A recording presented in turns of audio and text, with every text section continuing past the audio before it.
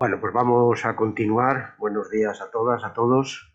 con la primera ponencia formalmente de esta jornada o seminario de un día sobre los planes antifraude para las universidades públicas.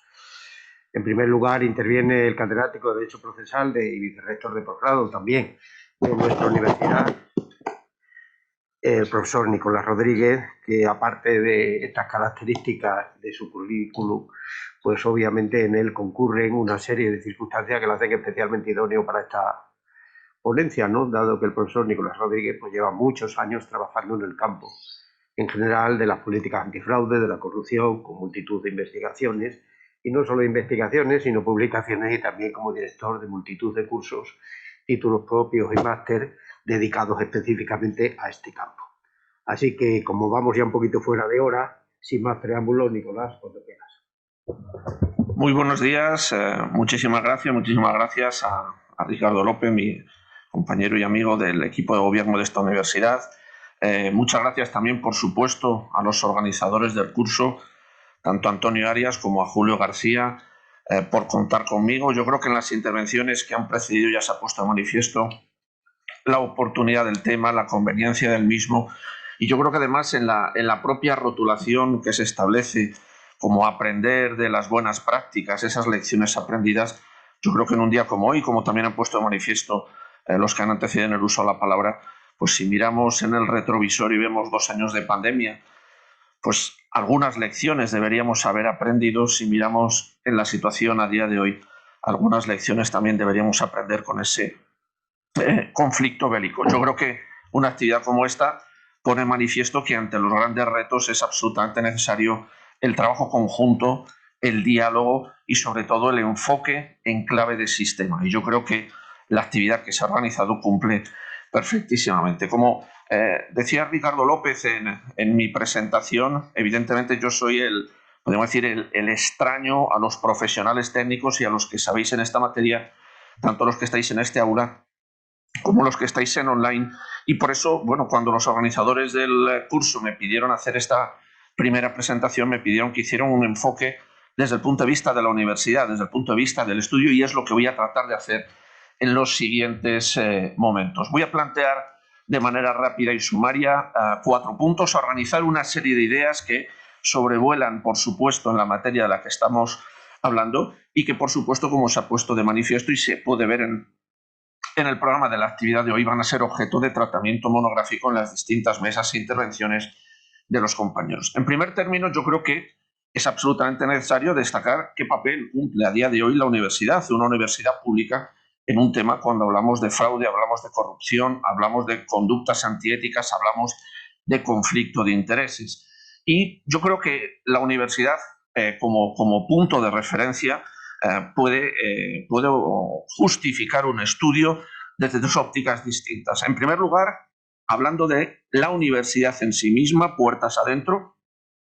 porque como se pone de manifiesto en todos estos programas antifraude, puede ser un actor en esos hechos a los cuales se dedican todos estos planes antifraude con conductas relacionadas con corrupción, con conflictos de intereses. ¿Por qué? Porque la universidad, lógicamente, es un centro de convergencia, un punto de encuentro entre los intereses públicos y los intereses privados, y como ha destacado el rector de esta universidad, eso ha justificado a que en los últimos meses las distintas universidades se vengan tomando en ellas determinadas decisiones. En el caso de nuestra universidad ya se aprobó un código ético y de buen gobierno que se publicó en el Boletín Oficial del Estado hace poco más de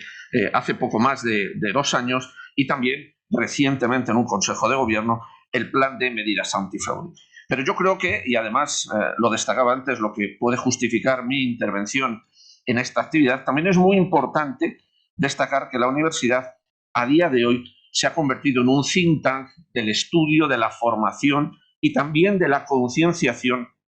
hacia los problemas que pueden sobrevolar en esta materia que se aborda en las jornadas. Y esa concienciación, ese estudio, esa reflexión, esa investigación, esa transferencia del conocimiento desde 2 puntos de vista. Desde el punto de vista profesional, ¿por qué? Porque se requiere a todos los niveles y pone aquí de manifiesto un reciclaje, una formación, una actualización a una materia absolutamente novedosa y que a golpe de BOE nos asalta diariamente, Y fijémonos que en la universidad, inclusive en la conformación de los planes de estudio con el Espacio Europeo de Educación Superior, cuando se hablaba de los principios, de los valores, ahí se hablaba del Estado de Derecho, ahí se hablaba del principio de legalidad, ahí se hablaba de derechos fundamentales, ahí se hablaba de fortalecer la vigencia de la democracia y todas las prestaciones que en un Estado como el nuestro se pueden llevar a cabo. Por lo tanto, en la universidad, ¿con qué nos encontramos? Con que en esta materia, y lo destacaba en el caso de nuestra universidad, el gerente, se vienen desarrollando actividades en los últimos 25 años, donde muchos de los que aquí intervienen, entre otros Antonio Arias, entre otros Julio, se han formado haciendo tesis doctorales, habiendo proyectos de investigación, etcétera, etcétera. Pero también hay otra dimensión importantísima en ese rol que puede cumplir la universidad como think tank, y es ante la dimensión social de estos problemas desde un punto de vista de una concienciación y de ruptura de muchas de las inercias y de las conceptualizaciones o de las ideas que socialmente están asentadas. Fijémonos, y nosotros lo vemos en muchas de las clases, inclusive en este mismo aula donde se dan los cursos de especialización en Derecho, cuando vienen profesionales de otras latitudes y se vienen a justificar determinadas conductas que se pueden resumir en frases como esas que tengo recogidas en la diapositiva. Roba pero hace, y por lo tanto, bueno, pues el tipo de reproche que se puede establecer es inferior. Solo hay corrupción en el sector público, el más corrupto es el que roba para sí, pero no frente a terceros o en el conjunto de las organizaciones, o la solución pasa única y exclusivamente por castigar. Fijémonos que de lo que se va a hablar en la jornada aquí no es tanto de castigar, o ya veremos si el castigo llega al final, sino de lo que estamos hablando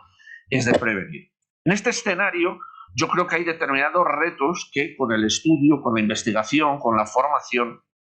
se tienen que emprender y se tienen que producir. En primer lugar, con relación al ámbito objetivo, si habláramos del marco conceptual, y yo creo, y en algunos apuntes de su intervención, el rector de esta universidad lo ha apuntado,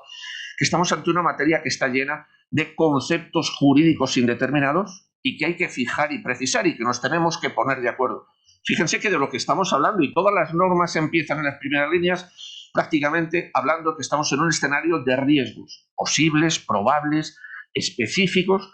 Por lo tanto, bueno, pues lejos a lo mejor de esa normatividad clara, directa, a la que a lo mejor incluso los juristas estamos acostumbrados, estamos ante una materia absolutamente inestable. Pero también nos damos cuenta con que no hay conceptos normativos únicos. Fíjense que se habla de fraude, se habla de corrupción, se habla de conflictos de intereses, pero siempre al final el punto de referencia que se establece tiene un determinado sesgo penal. Fíjense que a la hora de determinar el concepto de fraude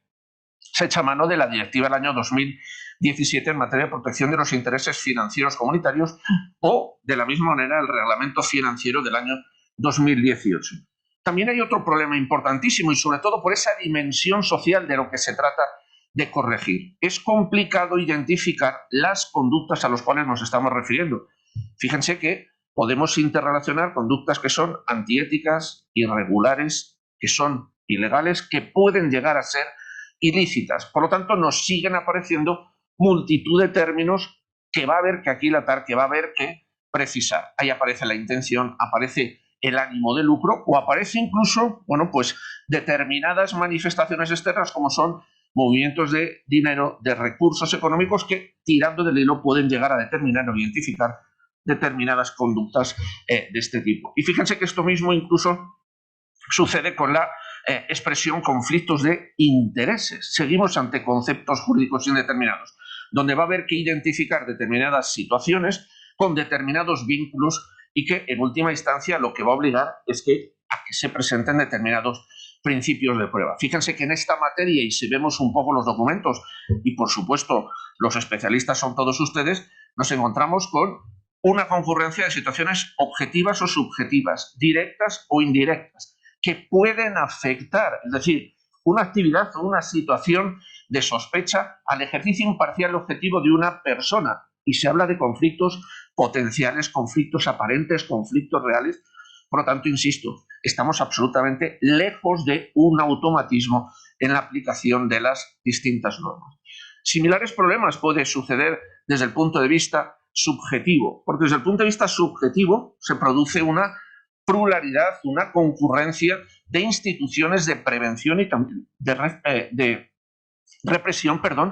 que pueden tener algo que decir en esta materia. Antes se ha puesto de manifiesto no solo el papel que pueden cumplir las universidades, sino también los órganos de control externo, incluso esa vigilancia que en este caso se puede establecer desde la Unión Europea. Por lo tanto, si vemos los documentos, al final nos damos cuenta con que estamos ante un mapa institucional absolutamente complejo en todos los niveles, con toda la descentralización posible, pero también verticalmente mirando hacia arriba, que puede culminar con las instituciones comunitarias. Por lo tanto, desde ese punto de vista, algo que surge necesariamente es la necesaria cooperación interinstitucional. Pero desde el otro punto de vista de los actores, también algo básico y fundamental. En esta materia concurren, y lo decía también el profesor Rivero, el doctor Rivero,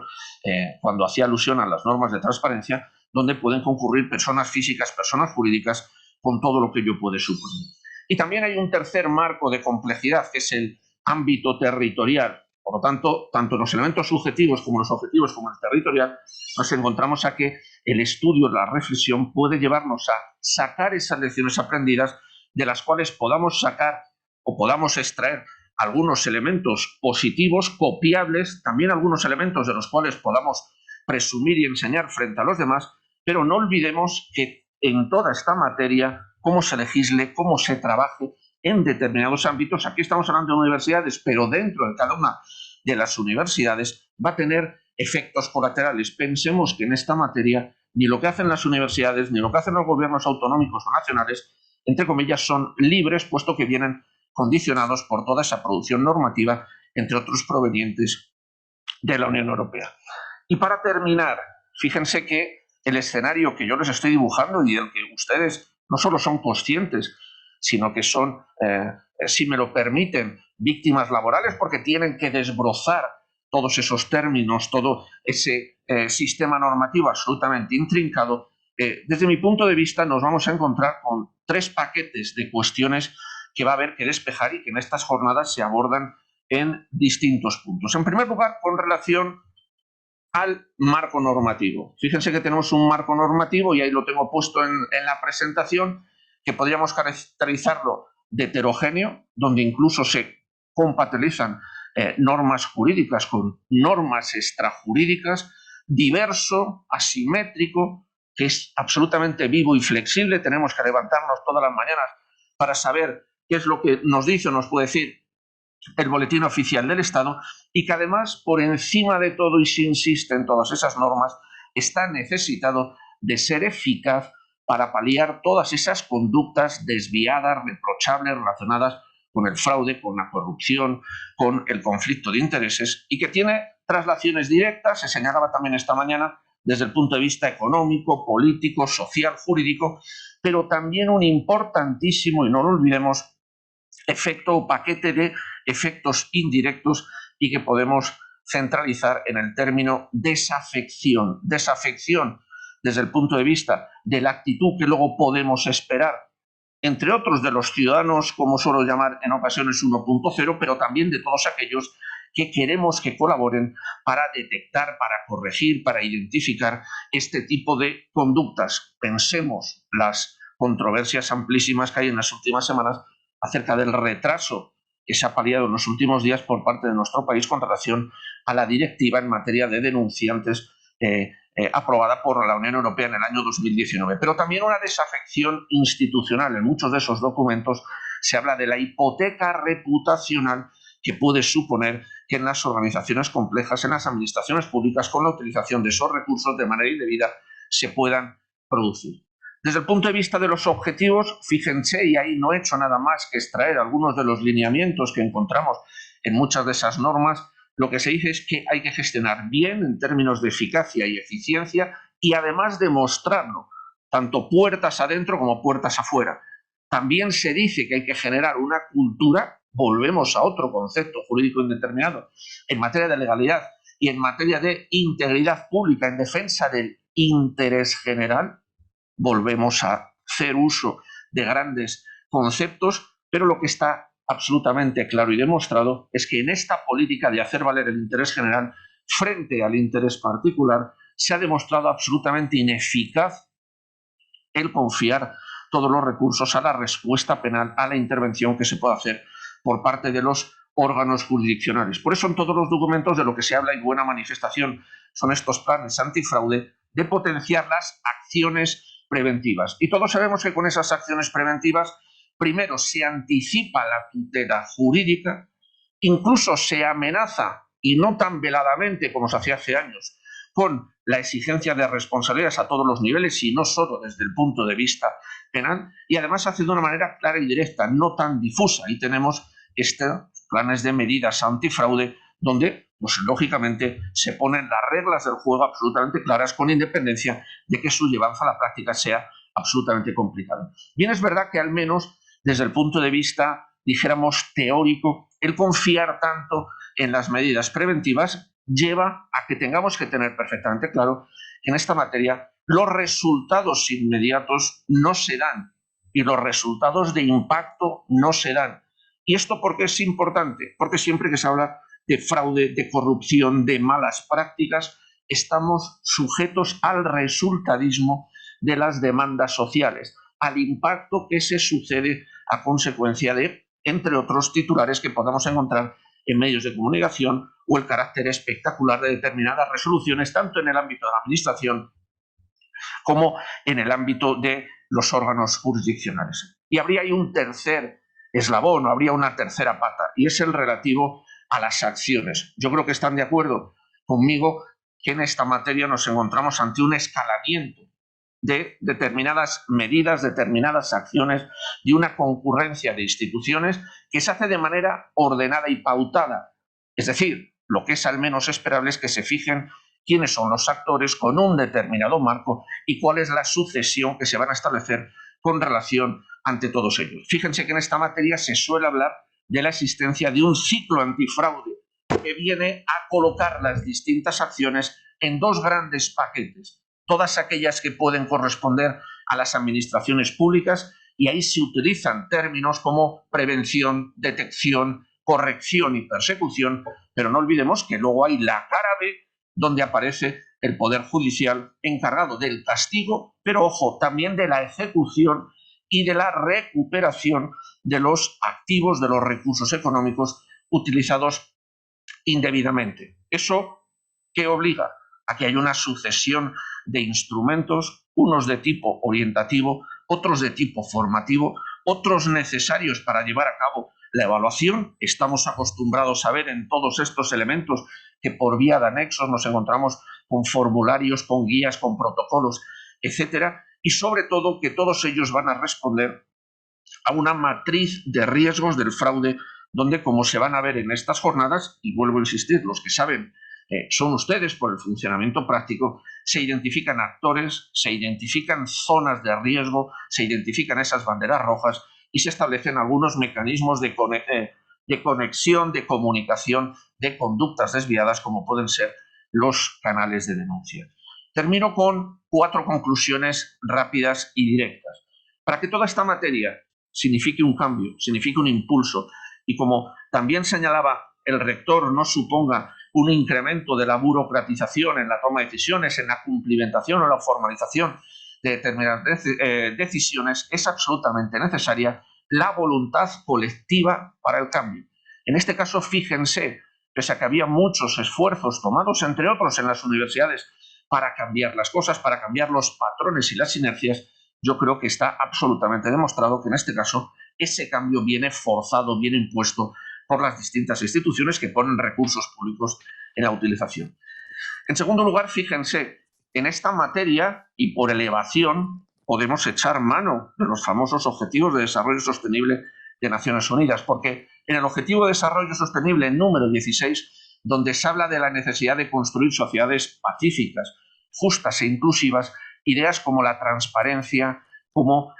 la rendición de cuentas, como la ejemplaridad, como la utilización de los fondos y recursos públicos con esos ideales de ejemplaridad, de cumplimiento de los fines para los cuales está preordenado, es básica y fundamental. Y no olvidemos que ese Objetivo de Desarrollo Sostenible número 16 va a ser elemento de medición de los distintos países en los diferentes contenidos. Como tercera conclusión, y vuelvo a acercar el ascua a la sardina de la universidad, fíjense que la universidad, yo creo que viene dando clarísimo ejemplo en los últimos años que está alineada junto a la integridad, junto al ejemplo, reconociendo que se da necesariamente esa convergencia entre la esfera pública y la esfera privada, de la cual se obtienen,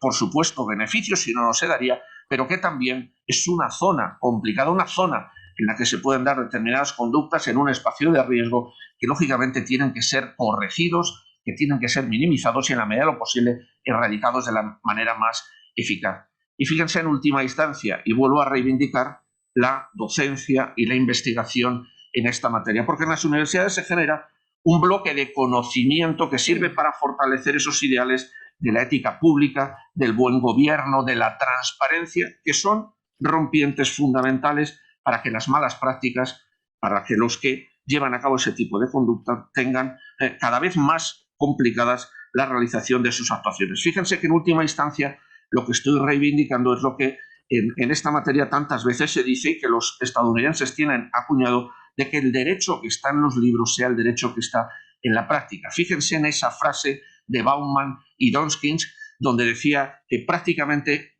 hasta ahora, y sobre todo en momentos de bonanza, estamos como en un teatrillo donde los políticos fingen gobernar, mientras quienes ostentan el poder económico fingen en ser gobernados. A día de hoy, como antes señalaba, lo que se nos pide es que seamos buenos y además lo demostramos. Muchísimas gracias.